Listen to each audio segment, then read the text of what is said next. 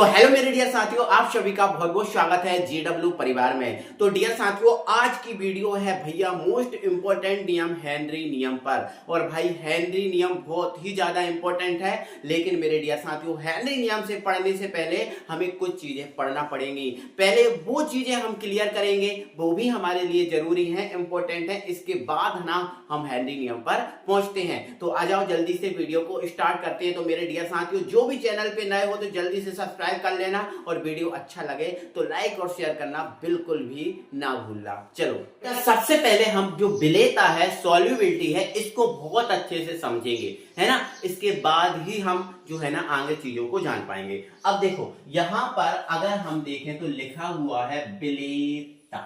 क्या लिखा है? विलेयता। अगर मैं यहां से ता को हटा दूं तो आप देखो क्या दिख रहा है। आप देखोगे क्या दिख रहा है, आप बोलोगे सर विलेय दिख रहा है। तो भैया जो विलेयता है वो विलेय की ही मात्रा है। जो विलेय पदार्थ की मात्रा है वही विलेयता है। लेकिन सर कौन सी विलेय पदार्थ की मात्रा विलेयता होगी, वो हमें पता करना है, ठीक है ना। कौन सी विलेय पदार्थ की मात्रा विलेयता होगी वो हमें पता करना है। अच्छा ध्यान से अच्छे से समझो। यहां पर बेटा मैंने आपको दिख रहे होंगे 4 पात्र रखे हैं। कितने पात्र रखे बेटा? आप बोलोगे सर 4 पात्र रखे हैं। अच्छा अब मुझे एक सेकंड बेटा थोड़ा सा, हाँ 4 पात्र रखे हैं। अब चारों पात्रों में देखो 100 ml जल, 100 ml जल, 100 ml जल, 100 ml जल, सब में 100 ml जल है। सब में क्या है? 100 ml जल। अब यहां ध्यान से बताना, अगर मैं इस पात्र में 20 ग्राम, कितना बेटा? 20 ग्राम नमक डालूं। 20 ग्राम क्या डालूं? नमक। तो आप बोलो 20 ग्राम नमक इस 100 ml जल में घुल जाएगा?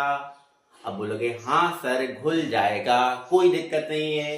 तो भैया ये जो विलेय पदार्थ की मात्रा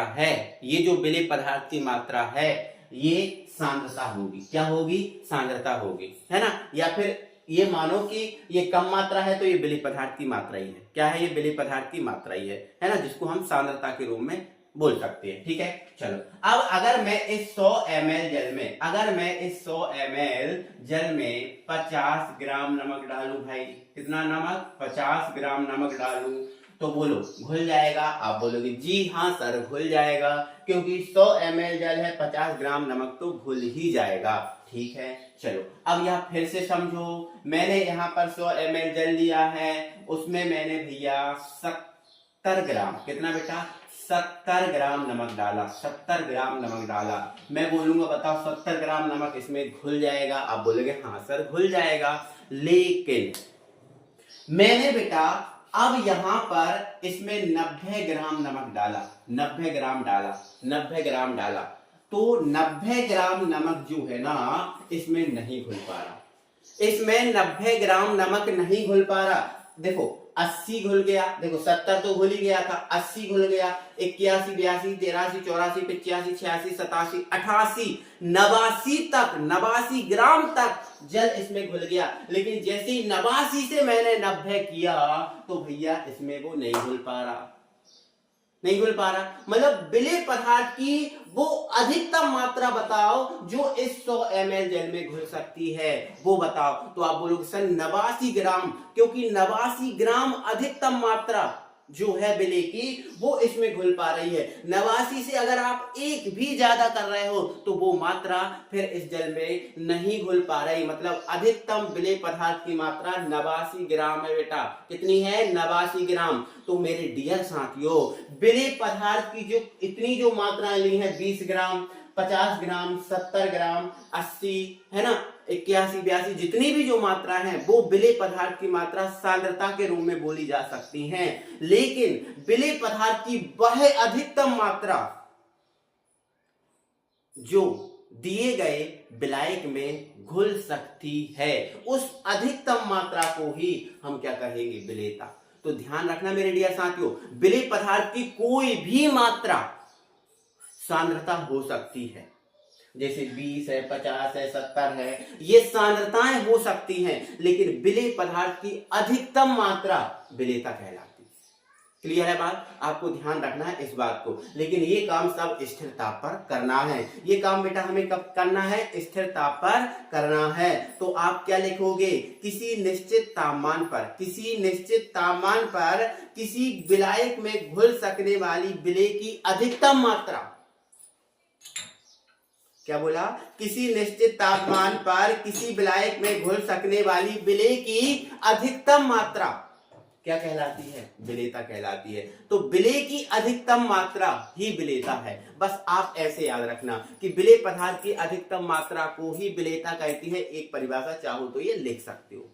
सॉल्युबिलिटी इसको इंग्लिश में बोलते हैं। अब ये तो बात हो गई सर, ये तो हम समझ गए। लेकिन मेरे डियर साथियों, जो विलेयता है आपको दो टाइप की पढ़नी है। कितने टाइप की सर? दो टाइप की। अच्छा सर, दो टाइप की कौन कौन सी? तो देखो, पहली आपको कौन सी पढ़नी है? ठोस की द्रव्य विलेयता। भैया किसकी? भैया ठोस की, मतलब ठोस की द्रव में विलेयता। ठोस की द्रव में विलेयता पढ़नी है एक तो। विलेयता मतलब विलेय पदार्थ की अधिकतम मात्रा। तो ठोस की द्रव में विलेयता मतलब ठोस को आपको द्रव में मिलाना है। ठोस को आपको कहां मिलाना है? द्रव में मिलाना है। और दूसरी आपको विलेयता पढ़नी है बेटा, दूसरी आपको है गैस की द्रव में विलेयता। तो ठोस की द्रव में विलेयता का मतलब ठोस को द्रव में मिलाना है, और गैस की द्रव में विलेयता का मतलब गैस को आपको किसमें मिलाना है? द्रव में मिलाना है। ये दोनों की दोनों विलेयता पढ़नी है। और इसको प्रभावित करने वाले कारक भी, मतलब ठोस की द्रव में विलेयता कब बढ़ेगी और कब घटेगी, गैस की द्रव में विलेयता कब बढ़ेगी और कब घटेगी, ये प्रभावित करने वाले कारक आपको बताएंगे। ठीक है ना?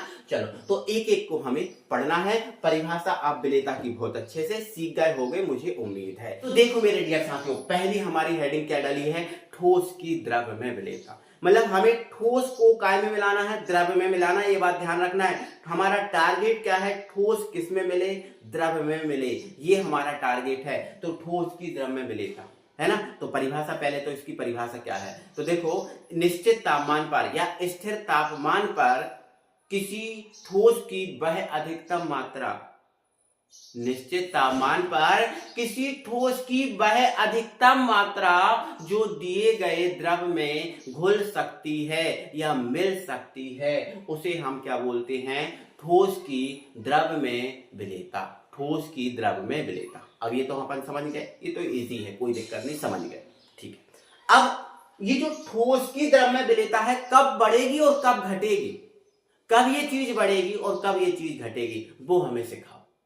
तो पहली आप हेडिंग डाल दो, ठोस की द्रव में विलेयता को पहला आपको जो प्रभावित करने वाला कारक है वो है विलेय एवं विलायक की प्रकृति। विलेय एवं विलायक की प्रकृति। मेरे डियर साथियों, आपने पहली हेडिंग डाली विलेय एवं विलायक की प्रकृति। अच्छा सर, ठीक है, हम ये समझाएंगे और आप समझ भी जाओगे। लेकिन उससे पहले कुछ चीजों को समझो। कुछ चीजों को मैं क्या समझना? देखो, जैसे आपको ध्रुवीय पदार्थ, अध्रुवीय पदार्थ, इनके बारे में पता होना चाहिए। देखो ध्रुवीय, देखो केमिस्ट्री में आज के बाद याद रखना, केमिस्ट्री में दो ही ध्रुव होते हैं, एक प्लस और एक माइनस।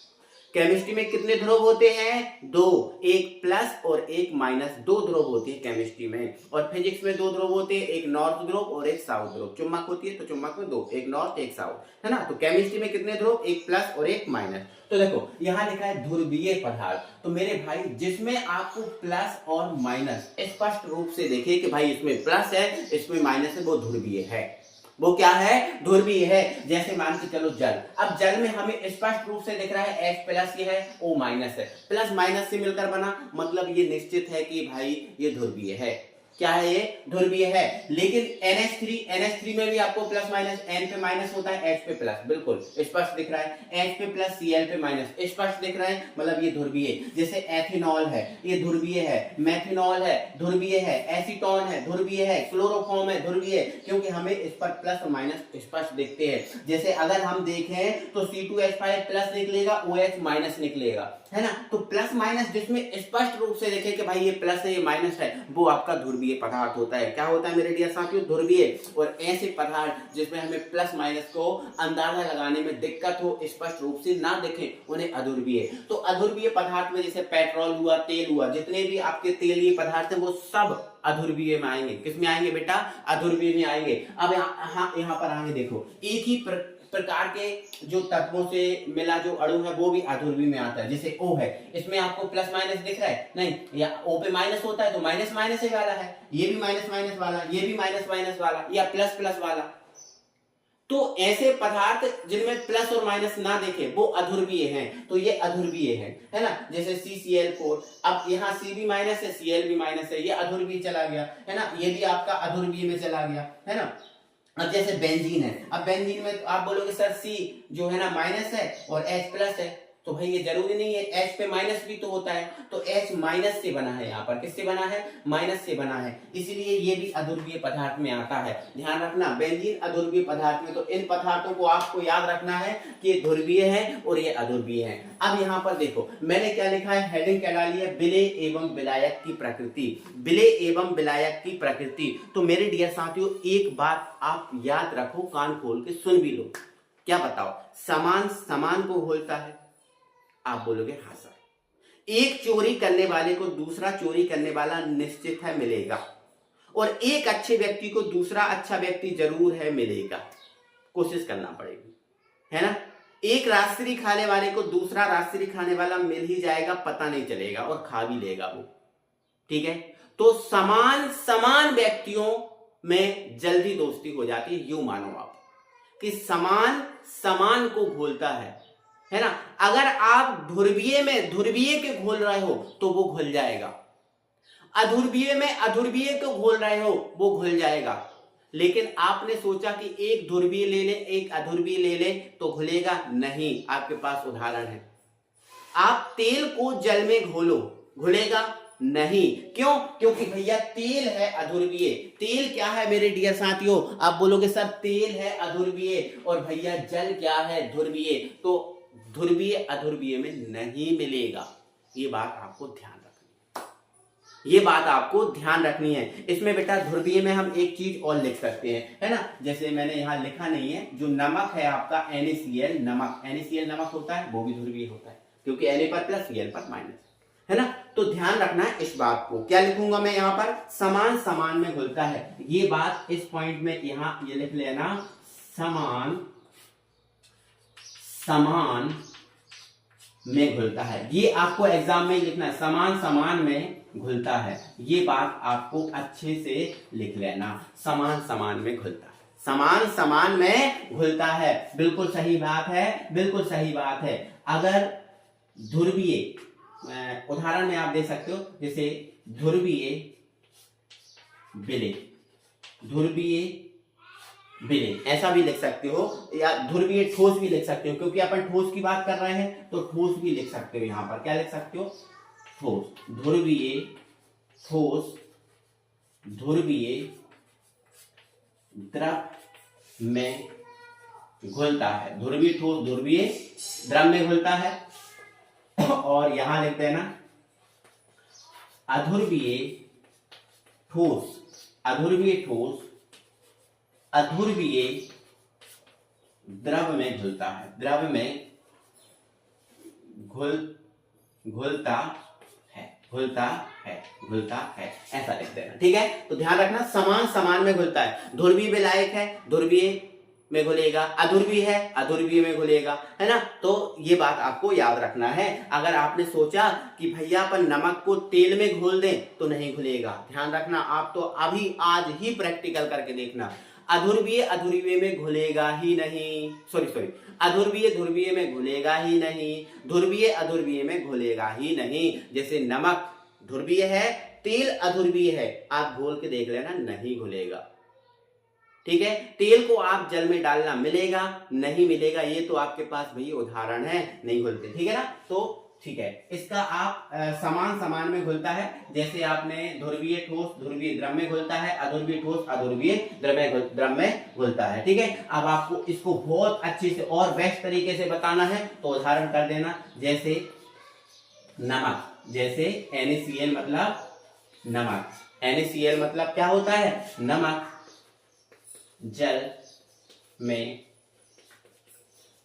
अधिक घुलता है, जल में अधिक घुलता है, तेल में नहीं, तेल में नहीं। बस ऐसे ही आप पेपर में लिख देना, बिल्कुल सेम टू सेम, यहाँ पर कोई बदलाव मत कर लेना, ऐसे ही आप पेपर में लिख देना, आपको फुल मार्क्स मिलेंगे। ठीक है, और चाहो तो आप इतना ना लिखो तो बस इतना तो लिख ही सकते हो आप, कोई दिक्कत ही नहीं है। ठीक है ना। चलो, तो बिले एवं बिलाई की प्रकृति आप बहुत अच्छे से समझ गए हो, मुझे उम्मीद है समझ गए होगे। अब हम अगले पॉइंट पर बात करेंगे। तो बेटा अगला हमारा पॉइंट क्या है? ताव, है ना। ताव हमने देखा है, हमारी मम्मी घर में काम करती हैं, तो देखा है हमने कि अगर कोई चीज नहीं मिल रही होती है ना, तो उसको गर्म करके मिला देती हैं, लेकिन मिला जरूर देती हैं। समझ रहे हो?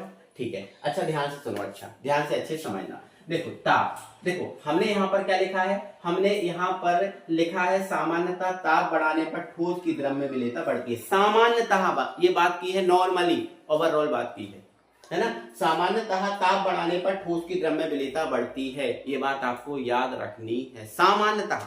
लेकिन कुछ विशेष कंडीशन में अगर बात की जाए, तो विशेष कंडीशन के लिए तापमान बढ़ने पर ठोस पदार्थ की विलेयता का प्रभाव अलग अलग होता है विशेष कंडीशन में। अच्छा सर, विशेष कंडीशन कौन सी? जैसे आपने पढ़ा है अभिक्रियाएं दो टाइप की होती है, एक ऊष्मा शोषी और एक ऊष्मा छेपी। अब देखो, ऊष्मा शोषी मतलब एंडोथर्मिक, ऊष्मा शोषी मतलब एंडोथर्मिक। अब ऊष्मा शोषी अभिक्रिया क्या होती है? तो बेटा वे अभिक्रियाएं जिनको संपन्न कराने के लिए हमें ऊष्मा उनको देनी पड़ती है, उन्हें ऊष्मा शोषी अभिक्रियाएं कहते हैं। ठीक है, अब जैसे मान के चलो हमने जल में ग्लूकोज घोला, क्या बेटा जल में हमने ग्लूकोज को घोला, तो आप देखोगे जो नॉर्मल जल है ग्लूकोज घोलने पर वो हल्का सा ठंडा हो जाएगा। क्यों? क्योंकि वो वायुमंडल से ऊष्मा को खींच लेगा, वायुमंडल से ऊष्मा को ले लेगा। तो ऐसी अभिक्रियाएं जो वायुमंडलीय या बाह्य कारकों से ऊष्मा को लेती हैं, खींचती हैं, उन्हें ऊष्मा शोषी अभिक्रिया कहते हैं। और ऐसी अभिक्रियाएं जो ऊष्मा बाहर उत्पन्न करती हैं, ऊष्मा को बाहर उत्पन्न करती हैं, बाहर भेजती हैं, उन्हें ऊष्मा छेपी अभिक्रियाएं कहते हैं। अच्छा, ऊष्मा छेपी का सर उदाहरण बताओ। तो देखो, आपको सबको पता है दीपावली पर हमारे घर में पुताई होती है, तो हम मार्केट से कलई लेके आते हैं, चूना, CaO, बिना बुझा चूना कहते हैं उसको, बिना बुझा चूना कहते हैं। ठीक है ना, लेके आते हैं चूना कलई। अगर हम उसको पानी में डालते हैं तो देखते हैं उसमें से बहुत सारी ऊष्मा बाहर निकलती है, वो एक ऊष्मा छेपी अभिक्रिया है। अच्छा, दूसरा उदाहरण भी है, हमारे डेली का है ना। अगर हम जल में किसमें? जल में निरमा को डालें, तो आप देखना नॉर्मल जो जल है वो गर्म हो जाता है, हल्का सा क्या हो जाता है? गर्म हो जाता है, मतलब वो भी एक ऊष्मा छेपी अभिक्रिया है कि नहीं? तो ऊष्मा छेपी अभिक्रिया वो अभिक्रिया जो ऊष्मा को उत्पन्न करती है, और ऊष्मा शोषी वह अभिक्रिया जो ऊष्मा को ग्रहण करती हैं। अब यहाँ ध्यान रखो, क्या लिखा है? तापमान बढ़ने पर ठोस पदार्थ की द्रव्य विलेयता का प्रभाव अलग अलग होता है। सामान्यतः तो बढ़ता है, लेकिन कुछ विशेष कंडीशन में क्या होता है? अलग अलग होता है। जैसे अगर ऊष्मा शोषी अभिक्रिया है, मतलब एंडोथर्मिक रिएक्शन है, ऊष्मा शोषी अभिक्रिया है, तो उसके लिए जो विलेयता है, ठोस की द्रव्य विलेयता, वो बढ़ेगी ताप बढ़ाने पर।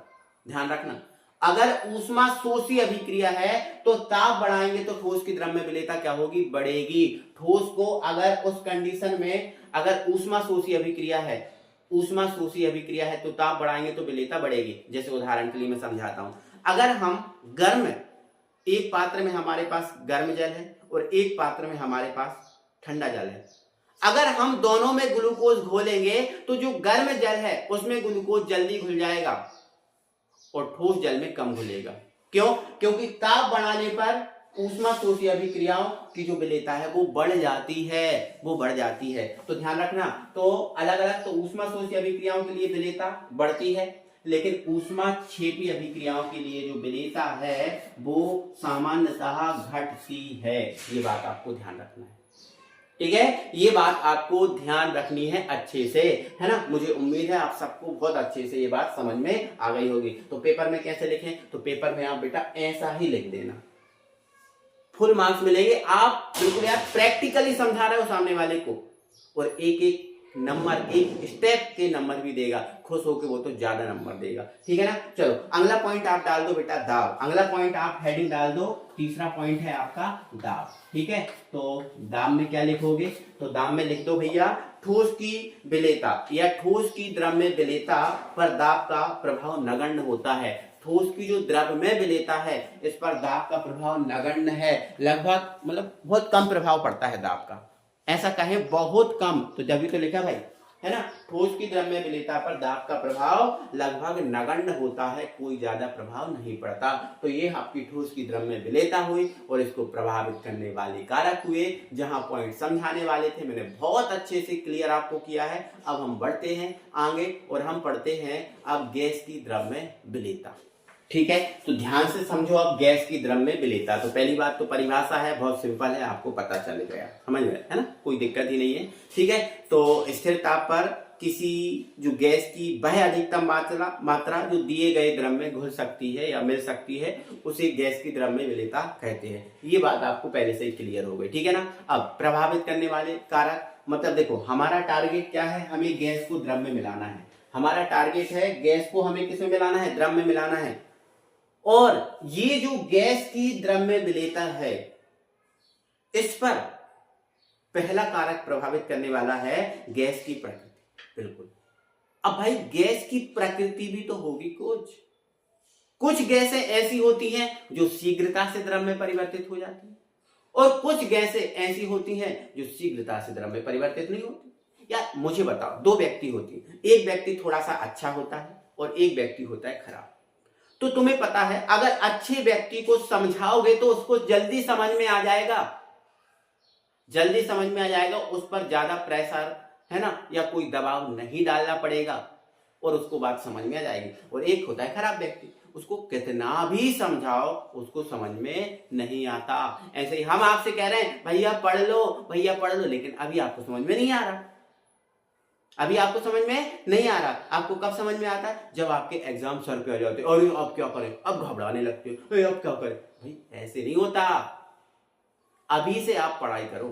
ठीक है ना, अभी आप समझ जाओ, अच्छे व्यक्ति बनो। ठीक है ना। तो देखो गैसें की भी प्रकृति अलग होती है। कुछ गैसें ऐसी होती हैं जो शीघ्रता से द्रव्य में मिल जाती हैं और कुछ गैसें ऐसी होती हैं जो शीघ्रता से द्रव्य में नहीं मिलती। अब जो शीघ्रता से द्रव्य में नहीं मिलती तो फिर उनको जबरदस्ती मिलाना पड़ता है। शीघ्रता से द्रव्य में नहीं मिलती तो वो उनकी विलेयता कम होगी कि नहीं होगी, पहले बताओ, ये होगी ना। और जो शीघ्रता से द्रव्य में मिल जाएगी उनकी विलेयता ज्यादा होगी। बस ऐसे लिख सकते हो। ऐसी गैसें जो शीघ्रता से द्रव्य में परिवर्तित हो जाती हैं, जैसे मान के चलो NH3 है, CO2 है, SO2 है, ये ऐसी गैसें हैं जो शीघ्रता से द्रव्य में परिवर्तित हो जाती है। HCl भी है, इनकी विलेयता अधिक होती है। और ऐसी गैसें जो शीघ्रता से द्रव्य में परिवर्तित नहीं होती, अब ऐसी गैसें कौन कौन सी हैं, जैसे H2 हुआ, O2 हुआ, N2 हुआ, है ना, Cl2 हुआ है, ये ऐसी गैसें हैं जो शीघ्रता से द्रव्य में परिवर्तित नहीं होती। अब जब ये द्रव्य में परिवर्तित आसानी से होती नहीं है तो इनकी विलेयता भी भैया कम होगी कि नहीं होगी। मुझे उम्मीद है सबको समझ में आ गया होगा। हमें गैस को द्रव्य में मिलाना है। अच्छी गैसें जो आसानी से द्रव्य में परिवर्तित हो जाएंगी उनकी विलेयता ज्यादा, और जो आसानी से परिवर्तित नहीं होंगे उनकी विलेयता कम। अगला पॉइंट ताप। अगला पॉइंट क्या है, ताप है। देखो अब आपको ध्यान से सुनना, मेरी बात ध्यान समझना। जैसे मान के चलो मेरे पास ये पात्र है, मेरे पास ये पात्र है, ठीक है ना। चलो अब यहां पर द्रव भरा हुआ है, क्या भरा हुआ है, द्रव, यहां पर भरा हुआ है द्रव। अब देखो अगर मैं इस द्रव का ताप बढ़ाऊं, अगर मैं इस द्रव को गर्म करूं, इस द्रव को मैं क्या करूं बेटा, गर्म करूं, तो गर्म करने पर जो द्रव है वो किस में जाएगा, बताओ। आप बोलोगे सर ये गर्म करोगे तो द्रव जो है ना ये गैस में परिवर्तित होगा, किस में परिवर्तित होगा, गैस में परिवर्तित होगा। खुद आपने देखा है, आप पानी को उबालो गैस में परिवर्तित होगा। पानी तीनों अवस्थाओं में होता है, ठोस द्रव गैस तीनों में होता है, तो पानी द्रव में परिवर्तित होगा। और हमें क्या करना है भैया, गैस को द्रव में मिलाना है। यार द्रव तो खुद ही गैस में जा रहा है, हमें गैस को द्रव में मिलाना है। क्या ऐसा पॉसिबल है ताप बढ़ाने पर, बोलो नहीं भैया। ताप बढ़ाने से गैस और द्रव के जो बीच है वो बंध है, वो टूटता है ना ही बनता है। तो ताप बढ़ाने पर द्रव खुद ही गैस में जा रहा है, गैस कहां से द्रव में मिल जाएगी, नहीं ना। तो ताप बढ़ाने पर गैस की द्रव में विलेयता घट जाती है, क्योंकि ताप बढ़ाने से द्रव गैस में परिवर्तित होता है। द्रव गैस में परिवर्तित होता है, अर्थात द्रव और गैस के बीच जो बंध है वो कमजोर हो जाता है, मतलब ये विलेयता घट जाएगी। ठीक है, अगला पॉइंट दाब। और भैया जो दाब वाला पॉइंट है ये एक इंपॉर्टेंट पॉइंट है, और जो गैस की द्रव में विलेयता है इस पर ये जो दाब का प्रभाव है, इस दाब का प्रभाव समझाने के लिए हेनरी महोदय ने एक नियम दिया था। जो हेनरी नियम हम मोस्ट है पढ़ने वाले हैं, वो हेनरी महोदय ने एक नियम दिया था और इन्होंने कहा था भैया जब जब दाब बढ़ाओगे तो गैस की द्रव में विलेयता बढ़ेगी और दाब घटाओगे तो गैस की द्रव में विलेयता घटेगी। ठीक है, जैसे मान चलो अगर हम की विलेयता को हम मोल अंश x के रूप में माने और दाब को हम किसके रूप में माने, p के रूप में, तो इनने बोला था कि अगर दाब ज्यादा है भैया, अगर दाब ज्यादा है तो गैस की विलेयता ज्यादा होगी और दाब कम है तो गैस की विलेयता कम होगी। ठीक है, अब मैं देखो एक उदाहरण समझा रहा हूँ, है ना, एक उदाहरण समझा रहा हूँ। जैसे मान के चलो मेरे पास ये पात्र है, इसमें भरा हुआ है द्रव, क्या भरा हुआ है, द्रव, और यहाँ पर एक गैस है H, है ना। तो देखो कोई भी गैस अपने आप तो द्रव में मिलेगी नहीं, कोई भी गैस अपने आप द्रव में नहीं मिलेगी, ये फाइनल कर लो आप, ये फाइनल कर लो, ये निश्चित कर लो, कोई भी गैस अपने आप द्रव में नहीं मिलने वाली भैया, नहीं मिलने वाली। अगर उसको गैस को द्रव में मिलाना है तो आपको क्या लगाना पड़ेगा, दाब लगाना पड़ेगा। तो भैया पिस्टन लगा के दाब लगाओगे तो जैसे जैसे दाब ज्यादा होगा तो ये गैस ज्यादा मिलेगी इसमें, और दाब कम होगा तो ये गैस द्रव में कम मिलेगी। ठीक है ना, ये बात याद रखना, दाब ज्यादा है तो गैस की द्रव में विलेयता ज्यादा और दाब कम है तो गैस की द्रव में विलेयता कम, लेकिन दाब बढ़ाने पर, और ये प्रभाव किसने समझाया था, हेनरी ने। तो ये वाला पॉइंट भी आप बहुत अच्छे से क्लियर कर गए होंगे, मुझे उम्मीद है सबको ये चीजें बहुत अच्छे से अभी तक की तो समझ में आ गई होंगी। इसके बाद कुछ बातें जो नोट में हैं आपको वो लिखनी है। देखो जब एक ठोस विलेय, कोई भी ठोस विलेय, अपन ने ठोस की द्रव में विलेयता पढ़ ली ना, उसको पढ़े, थोड़ा सा एक इंपॉर्टेंट चीज है वो लिख रहा है अपन। जब एक ठोस विलेय द्रव विलायक में डाला जाता है, कोई भी ठोस विलेय द्रव विलायक के अंदर डाला जाता है तो उसमें वह घुलने लगता है, उसमें वह घुलने लगता है कि नहीं घुलने लगता। कोई ठोस विलायक को द्रव में डालेंगे तो वो घुलेगा ही भाई, थोड़ा घुले या ज्यादा घुले लेकिन घुलेगा तो घुलने लगता है। यह प्रक्रिया विलीनीकरण कहलाती है। क्या कहलाती है, विलीनीकरण या घुलना कहलाती है। तो ऑब्जेक्ट में पूछा जा सकता है कि विलीनीकरण क्या है ना, ये बात आपको ध्यान रखनी है, ये बात आप समझ गए। ठीक है, चलो आगे देखो, इससे विलयन में विलेय की सांद्रता बढ़ने लगती है। बिल्कुल यार, जब आपका कोई विलेय है विलायक के अंदर घुलेगा तो सांद्रता तो बढ़ेगी, बिल्कुल बढ़ेगी। इसी समय जब सांद्रता बढ़ने लगी, इसी समय विलयन में से कुछ विलेय के कण, अब विलयन कौन सा, तो जो ठोस और विलायक मिलकर जो विलयन बना है वो विलयन की बात कर रहे हैं। तो जो विलयन है, इस विलयन में से ठोस के कण, विलयन में से ठोस के या फिर विलेय के कण ठोस के कणों के साथ संघट्ट कर विलयन से अलग हो जाते हैं। अब देखो क्या लॉजिक है, यहाँ लॉजिक समझो थोड़ा सा। देखो मैंने क्या बोला, मैंने ये बोला, जैसे मान के चलो मेरे पास यहाँ ठोस है, मेरे पास यहाँ क्या है भैया, ये ठोस है, क्या है, ठोस है। ठीक है, अब इस ठोस को यहाँ ये द्रव भरा हुआ है, क्या भरा हुआ है, द्रव भरा हुआ है। तो इस ठोस को इस द्रव के अंदर मिलाएंगे तो बिल्कुल ये जो ठोस है इस द्रव के अंदर मिलने लगेगा, तो इस क्रिया को हम, या घुलने लगेगा, इस क्रिया को हम विलीनीकरण कहेंगे। जब ये वाला जो ठोस है इसके अंदर मिलेगा तो विलीनीकरण कहलाएगी क्रिया, घुलना कहलाएगी। अब देखो इसके अंदर कौन आ गया, ठोस। अब ये द्रव था तो ये जो ठोस है वो विलेय का काम करेगा, तो इस विलेय और इस विलायक ने मिलकर क्या बना दिया, एक विलयन बना दिया। क्या बना दिया, विलयन। क्या बना दिया, विलयन। अब इस विलयन में विलेय क्या है, आप बोलोगे ठोस के कण, आप बोलोगे ठोस के कण।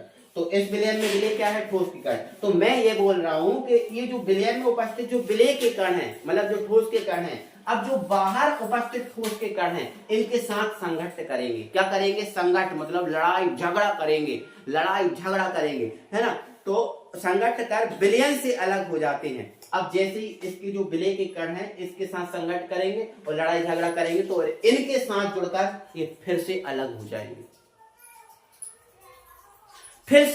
जाएंगे, तो यह क्रिया क्रिस्टलीकरण कहलाती है। ध्यान रखना, यह क्रिया क्या कहलाती है, क्रिस्टलीकरण कहलाती है। मैंने क्या बोला, एक बार फिर से सुनो। देखो मैंने क्या बोला, जब ये ठोस के कण इसके साथ मिलेंगे तो ये क्रिया विलीनीकरण होगी।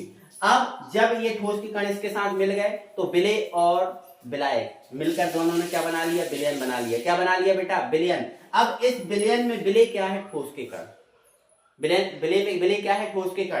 तो ये विलय के कण पुनः जो बचे हुए ठोस के कण हैं उनके साथ संघट्ट करेंगे, उनसे साथ लड़ाई झगड़ा करेंगे और लड़ाई झगड़ा करके आपस में जुड़ जाएंगे और अलग अलग तरीके से अलग एक जगह इकट्ठे हो जाएंगे या फिर नीचे सतह में बैठ जाएंगे। इस क्रिया को क्रिस्टलीकरण कहते हैं।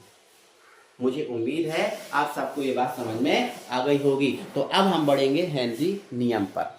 अब हम आ गए हैं डायरेक्ट हेनरी नियम पर। और हेनरी नियम भाई बहुत ही ज्यादा इंपॉर्टेंट है थ्योरी प्लस या न्यूमेरिकल के लिए। मतलब इससे इंपॉर्टेंट न्यूमेरिकल निकलता है ना, बहुत ज्यादा इंपॉर्टेंट न्यूमेरिकल भी बनता है। और ये भाई क्वेश्चन जो हेनरी नियम है ये भी पेपर में आता है, बहुत ज्यादा इंपॉर्टेंट है। तो भाई देखो आप ध्यान से समझो, नियम क्या है हमारा, हेनरी नियम। हेनरी नियम, अब देखो हेनरी नामक वैज्ञानिक ने इस नियम का प्रतिपादन किया था, इसीलिए इसको हेनरी का नियम कहते हैं। अच्छा ये बात तो हो गई सर। अब लेकिन ये नियम दिया क्यों गया, तो देखो मैंने कुछ देर पहले आपको बताया था, कोई गैस की द्रव्य विलेयता, किसी गैस की द्रव्य विलेयता पर जो दाब का प्रभाव होता है वो दाब का प्रभाव इन्हीं महोदय ने बताया था कि कोई गैस द्रव्य में ज्यादा कम मिलेगी, कब कम मिलेगी, ये प्रभाव जो है ना इन्हीं महोदय ने बताया था। इन महोदय ने क्या किया, एक प्रयोग किया जिसमें उन्होंने क्या किया, एक पात्र में उन्होंने क्या लिया, द्रव लिया। क्या लिया बेटा, द्रव लिया। ये भर दिया द्रव, मान लो मैंने, है ना, ये भर दिया मैंने, क्या उसमें द्रव भर दिया, ठीक है। और फिर उसी पात्र में इन महोदय ने क्या किया, गैस को मिलाया। जैसे मान के चलो हमारे पास ये HCl गैस है। कौन सी गैस है बेटा, HCl गैस है ना। तो देखो HCl जो गैस है वो अपने आप तो इस द्रव में मिलेगी नहीं, ये तो निश्चित है। ये मान के चलो इसमें क्या है, द्रव भरा हुआ है, द्रव है ना, और ये क्या है, गैस है। तो ये जो गैस है अपने आप इस द्रव में नहीं मिलेगी। और भाई ये क्या, कोई भी गैस हो अपने आप किसी द्रव में नहीं मिलती, अपने आप किसी द्रव में नहीं मिलती। अगर हमें इस गैस की इस द्रव में विलेयता बढ़ाना है, अगर हमें इस गैस को ज्यादातर इस द्रव में क्या करना है, मिलाना है, तो हमें भैया एक पिस्टन लगाकर इस पर दाब अप्लाई करना पड़ेगा, दाब आरोपित करना पड़ेगा। तो जितना ज्यादा दाब होगा उतनी ज्यादा गैस इस द्रव में मिलेगी। और यही कारण है कि जो कोल्ड ड्रिंक्स की बोतलें होती है ना, अपन देखते हैं cold drinks, Coca Cola, Sprite, इनमें गैस मिली होती है CO2, बिल्कुल। और वो CO2 हेनरी के नियम का उपयोग करके ही भरी जाती है भैया अधिक दाब पर, क्योंकि कोई भी गैस अपने आप द्रव में नहीं मिलेगी, उसको अधिक दाब पर गैस में मिलाया जाता है। तो भैया अपने आप तो ये मिलेगी नहीं, तो जैसे ही हम पिस्टन के द्वारा इस पर क्या अप्लाई करेंगे भैया, दाब अप्लाई करेंगे। क्या अप्लाई करेंगे, दाब। तो जितना ज्यादा दाब होगा उतनी ज्यादा गैस इस द्रव में मिल जाएगी, उतनी ज्यादा गैस इस द्रव में मिल जाएगी। और अगर दाब कम होगा तो गैस कम मिलेगी। तो सीधी सी बात ये है, अगर हम इस गैस की मात्रा को मोल अंश के रूप में माने, मोल अंश के रूप में माने, और दाब को हम किसके रूप में माने, पी के रूप में मान ही रहे, पी के रूप में मान ही रहे।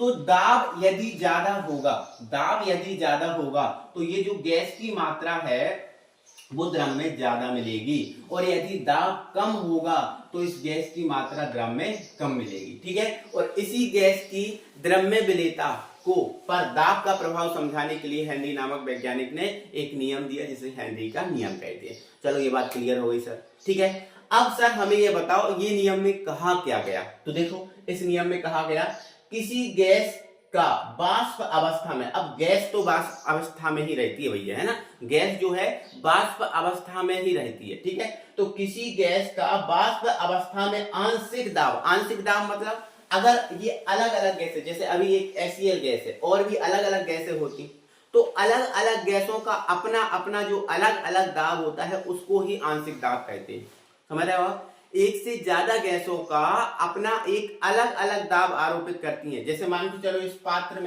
इस पात्र में दो गैसें होती, एक गैस और होती, मान के चलते हैं यहाँ पर H2 होती, क्या होती, H2। तो H2 जो गैस है अपना अलग दाब लगाती और HCl अपना अलग दाब लगाती। तो ये जो अलग अलग दाब है यही आंशिक दाब है बेटा, ठीक है ना। तो किसी गैस का वाष्प अवस्था में आंशिक दाब, मतलब आंशिक दाब को हम पी से प्रदर्शित करेंगे। आंशिक दाब उस विलयन में गैस के मोल अंश के समानुपाती होगा। उस विलयन में जो गैस का मोल अंश है, गैस को हम किसके रूप में मानेंगे, मोल अंश के रूप में लेंगे। गैस की जो मात्रा है उसको मोल अंश के रूप में लिया जाएगा, है ना। तो गैस के मोल अंश के समानुपाती होती है, मतलब दाब बढ़ाओगे तो गैस का जो विलेयता है मोल अंश के रूप में वो बढ़ेगी, और दाब घटाओगे तो गैस की जो विलेयता है वो घटेगी। क्लियर है ना। तो अब अगर हम अर्थात में इसी बात को लिखें तो अर्थात में हम इसी बात को क्या लिख सकते हैं, क्या बोला है, आंशिक दाब उस विलयन के मूल अंश के समानुपाती होता है। मतलब आपका जो P है वो आपका समानुपाती क्या हो जाएगा, X हो जाएगा। बिल्कुल हो जाएगा सर, बिल्कुल हो जाएगा, कोई दिक्कत नहीं। लेकिन आप सबको पता है कि जब जब समानुपाती का चिन्ह हटता है तब तब एक नियतांक आता है। तो यहाँ पर नियतांक आएगा मेरे डियर साथियों K और ये H, है ना। ये K लिखना और छोटा H लिखना, मतलब कैपिटल H ही लिखना लेकिन छोटी साइज में, ठीक है। और ये रहा आपका X। ये जो फॉर्मूला है आपको बार बार मेरे डियर साथियों न्यूमेरिकल में काम आएगा। ये वाला फॉर्मूला बार बार आपके न्यूमेरिकल में काम आएगा। तो ये इंपॉर्टेंट फॉर्मूला है, P बराबर KH डॉट X, है ना। अब KH क्या है तो आप यहां पर लिख सकते हो, जहां KH हेनरी, ठीक है, हेनरी नियतांक है। KH क्या है बेटा, हेनरी नियतांक है, ठीक है ना, हेनरी नियतांक है। तो हेनरी ने क्या बताया, हेनरी ने सिर्फ यह बताया कि अगर किसी गैस को द्रव में मिलाना है तो दाब बढ़ाना पड़ेगा, दाब बढ़ाओगे तो वो गैस द्रव में ज्यादा मिलेगी, और दाब कम होगा तो वो गैस द्रव में कम मिलेगी। क्लियर है बात। अब एक बात, मेरी बात ध्यान से समझना। अब देखो दाब और X के बीच क्या संबंध है कि दाब बढ़ेगा तो विलेयता बढ़ेगी, दाब घटेगा तो दाब बढ़ेगा तो विलेयता बढ़ेगी, दाब घटेगा तो विलेयता घटेगी, ये संबंध है। तो अगर मैं यहां पर HCl के मूल अंश, ठीक है, और यहां पर मैं यहां लिख दे रहा हूं HCl का आंशिक दाब, HCl का आंशिक दाब, ठीक है। यहां पर मैंने शॉर्ट में लिख दिया आंशिक दाब के बीच ग्राफ बनाऊं तो वो ग्राफ कैसा बनेगा, तो वो ग्राफ तो भैया ऐसे ही बनेगा, एक सीधी सरल रेखा, बिल्कुल सीधी सरल रेखा ही बनेगा, क्योंकि ये बढ़ रहा है तो ये बढ़ रहा है, और ये घट रहा है तो ये घट रहा है ना। तो देखो ये बढ़ेगा तो ये बढ़ेगा, और ये घटेगा तो ये घटेगा, मतलब प्रत्येक पॉइंट पर ये वैल्यू क्या होगी, बढ़ेगी। प्रत्येक पॉइंट पर ये वैल्यू क्या होगी मेरे डियर साथियों, बढ़ेगी। इसीलिए ये ग्राफ है एक सीधी सरल रेखा बनेगा, है ना, क्योंकि ये देखो यहां की ओर जाएंगे तो देखो बढ़ रहा है, यहां की ओर जाएंगे तो ये बढ़ रहा है, तो ये बढ़ेगा तो ये बढ़ेगा, और ये घटेगा तो ये घटेगा, तो ऐसा ये ग्राफ बनेगा। मुझे उम्मीद है आप सबको बहुत बेहतरीन तरीके से ये जो नियम है वो आप सबको समझ में आ गया होगा। तो ये हेनरी नियम हुआ, और ऐसा ही बेटा बिल्कुल सेम टू सेम पेपर में लिखना है, आपको फुल मार्क्स मिलेंगे, एक भी नंबर नहीं कटेगा। क्लियर है। चलो अब हेनरी के नियम के कुछ अनुप्रयोग हैं, कुछ उपयोग हैं, उन पर हम चर्चा करते हैं। लीजिए अपनी कॉपी में हेनरी नियम के अनुप्रयोग। तो देखो भाई, हेनरी नियम का अनुप्रयोग पहला तो ये है कि जो सोडा वाटर होते हैं, है ना, सोडा वाटर, ठीक है, आपको पता ही है सोडा वाटर होते हैं, ठीक है। इसके अलावा जो कोल्ड ड्रिंक्स या फिर ऐसा बोलो शीतल पेय पदार्थ होते हैं, इनमें आपको पता है CO2 जो गैस है ना होती है, CO2 गैस को मिक्स किया जाता है इसकी ठंडक के लिए या फिर इसकी क्रियाशीलता बढ़ाने के लिए, है ना, आपको पता है, ठीक है, होता है।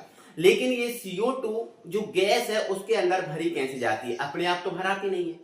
तो जो CO2 गैस है इन कोल्ड ड्रिंक्स या शीतल पेय पदार्थों में CO2 को अधिक दाब पर भरा जाता है, कम दाब पर नहीं, कम दाब पर तो भराएगी नहीं, क्योंकि कम दाब रहेगा तो कोई भी गैस द्रव में विलीन नहीं होगी, तो उसको अधिक दाब पर भरा जाता है, ठीक है।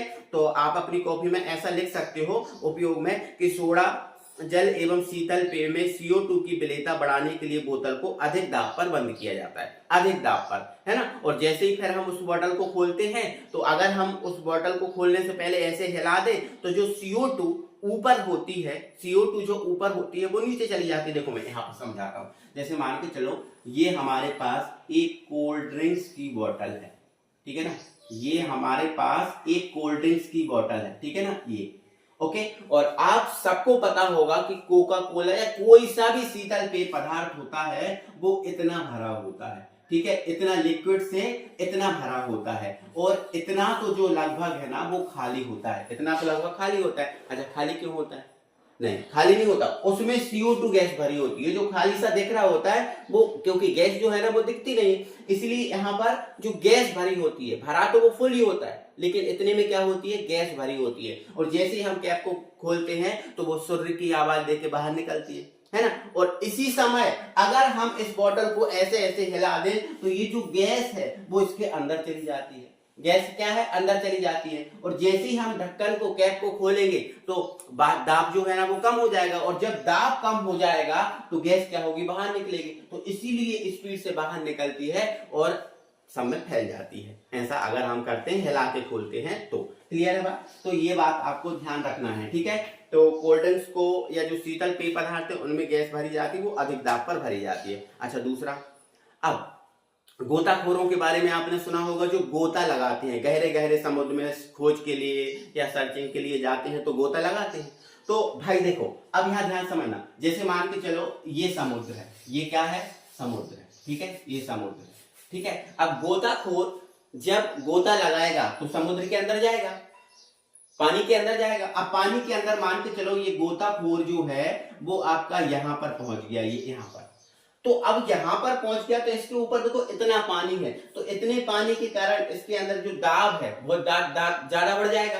दाब तो ज्यादा बढ़ जाएगा क्योंकि पानी के इतने नीचे है, तो इतना पानी इस पे क्या लगाएगा, दाब, तो दाब लगाएगा। तो अगर ये गोताखोर, अगर ये जो गोताखोर है, अगर ये गोताखोर है ना, सांस लेने के लिए अगर वायुमंडलीय गैस का उपयोग कर रहा है, अब वायुमंडलीय गैस में तो भैया O2 भी है ना भैया, नाइट्रोजन भी है ना, है कि नहीं भैया, CO2 भी है, ऐसी बहुत सारी गैस है ना।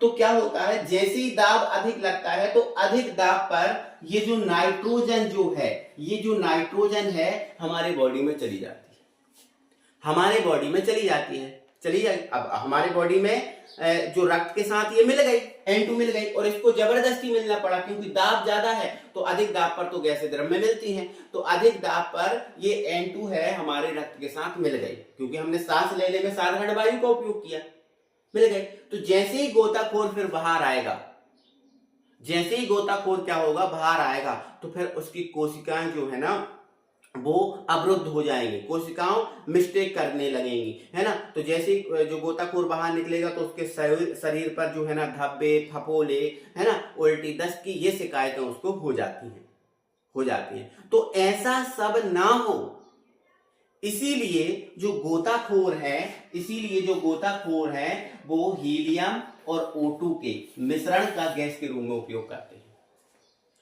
है ना। हीलियम और O2 के मिश्रण का आपका सांस लेने के लिए उपयोग करते हैं, है ना।